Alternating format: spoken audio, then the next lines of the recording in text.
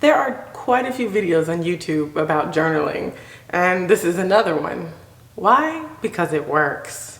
In graduate school, I had a professor that told us one of the best personal takeaways he hopes we all receive from his teaching is the need for self-reflection. The ability to self-reflect is the key to self-discovery and personal growth. His lens was one of career growth and becoming a good leader. He stated that good leaders can self-reflect and inspire others through knowledge of self. I have kept a journal since I was a child. However, I never focused on a regular journaling practice until I began my 5-year plan. Now I have 3 journals that I use on a regular basis to learn more about my motives, my behaviors, my routines, and to just discover more about myself. So my first journal, which I do every morning, is morning pages. So every morning, while I digest a dose of caffeine, I take time to write down any thought that comes to mind into an 8.5 by 11 journal for a total of 3 pages. For my bachelor's degree, I studied music performance, and part of studying how to become a professional musician is studying the mental fortitude that is necessary to continue that life, to continue to be creative and self-reflect and grow based solely on your own 2 feet.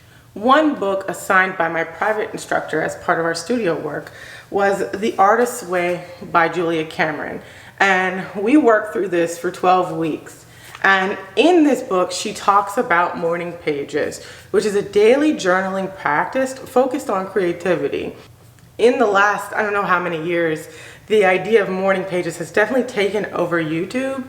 And I have returned to the practice as well. This is just an 8.5 by 11 journal from Walmart. I get one every season because that's about the frequency at which I go through these.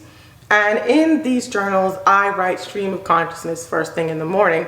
Whatever comes to my mind goes onto these pages. In the practice, you write 3 pages of stream of consciousness to get it out of the way, to get everything out of your brain so that you can go on and focus where you need to focus so you can be as creative as possible. So my morning pages is not meant to be tidy. It's not meant to be neat. I use pen. It's long form because you're not supposed to erase. So I don't use any whiteout. I just keep writing. The goal is to just get everything and anything that runs through my brain out and on paper.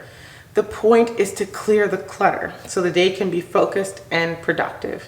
I find that I actually get some of my best ideas during the writing of these pages. When I need to figure out a project, feeling, or direction, I work through the issue on this paper. I don't read it about once a season before I'm ready to chuck the journal. I go back and read everything that I wrote before starting the next journal. I do that to just write down anything that I want to hold on to because I really do throw this away. I don't want to return to it again. And where this is a creative endeavor and letting just anything happen, my other morning journaling practice is anything but. It is much more focused. I use this journal to remind me of my why, my what, and of the fact that I'm amazing.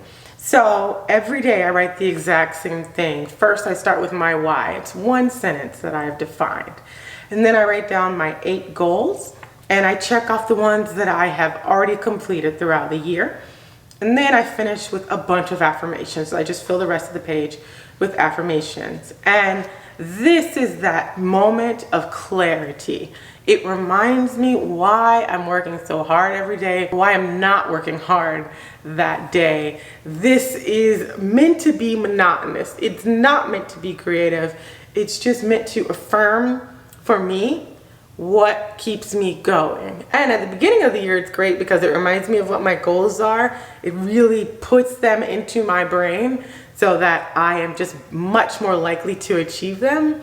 And the affirmations are great for moments when I'm just feeling not as great about myself, because I could start my day affirming that I'm amazing, that I'm beautiful, that I am a good person. And I think that mindset goes a long way in me having good days. So I know for many people this seems like a waste of time. For me, I've found that this really does keep me focused. and on course. And instead of forgetting my goals, after the first quarter, I am reminded of them every day.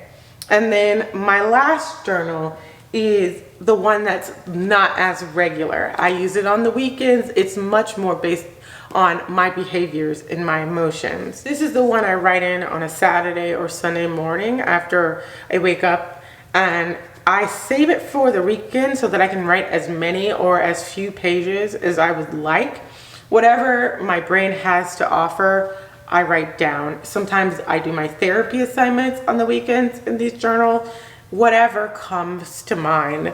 Either way, I like to keep structure completely out of this journaling practice. It has no place here. I'm using this to reflect on my behaviors, my thoughts, my feelings, and my dreams. So I'm taking time to really write and further my heart's desires. I actually began this type of journaling practice with prompts. I have a blog post with those prompts, so I'll leave that blog post below.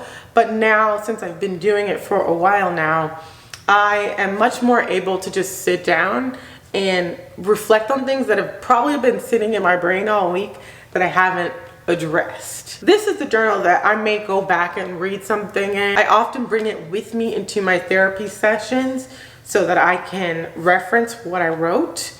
And I don't generally throw this one out. I generally keep this particular journal on my shelf at the end of the year, and I don't go through more than one of these usually in a year because I only use it on the weekends. I think when it comes to journaling practice, a lot of people don't feel like they're writers, and this is not about being a writer.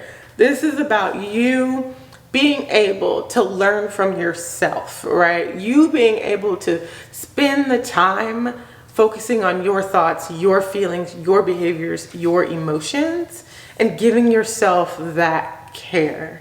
With practice, you can learn so much about yourself, who you want to be and who you are, by learning to analyze your thoughts and your behaviors, and also to just get things out of your brain so that emotions don't become bottled up in you. It's a practice that clears the clutter of the brain, of the body, allows you peace, allows you growth, and allows you to sleep. In the end, for me, journaling provides a conscious knowledge of the character, feelings, the motives, the behaviors of your own self.